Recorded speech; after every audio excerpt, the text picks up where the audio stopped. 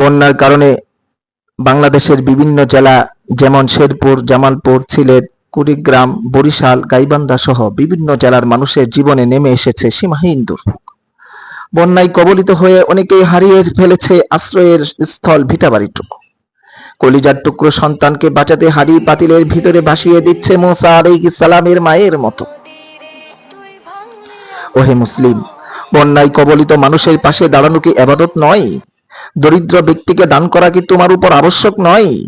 বিপদে উদ্ভ্রান্ত ব্যক্তিকে সহায়তা করা কি তোমার কর্তব্য নয়?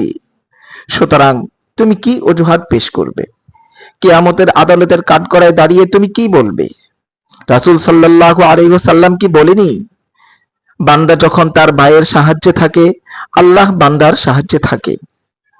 ওহে অহংকারের বস্ত্র পরিহিত ব্যক্তি, অসার কথা ও কাজে দাবিত ব্যক্তি, তুমি কি ধারণা করছো যখন তোমার বিদায়ের সময় ঘনিয়ে আসবে তখন তোমার স্বাচ্ছন্দ্যময় অবস্থা তোমার উপকারে আসবে?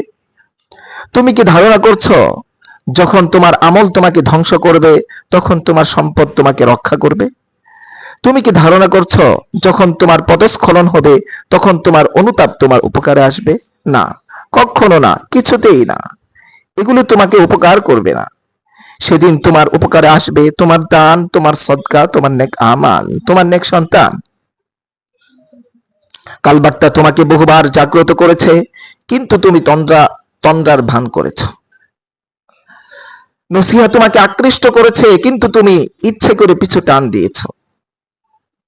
তোমার দুয়ারে হত দরিদ্র, বন্যায় কবলিত, দুর্যোগে আক্রান্ত অনেক মানুষ এসেছে, কিন্তু তুমি গলা ধাক্কা দিয়ে তাড়িয়ে দিয়েছ। উলামায়ে কেরাম তোমাকে সতর্ক করেছে, কিন্তু তুমি অন্ধ সেজে বসেছ। ভুলে থাকার বান করেছ। তাদের উপর সমবেদনা জ্ঞাপন করা তোমার জন্য সহজ ছিল, কিন্তু তুমি সমবেদনা জ্ঞাপন করনি। আল্লাহর কাছে তুমি কি প্রত্যাবর্তন করবে না?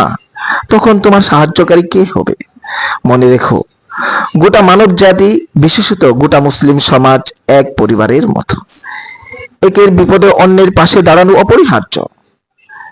এই দায়িত্ব পালন আল্লাহ তাআলার নৈকট্য অর্জনের অতি বড় মাধ্যম।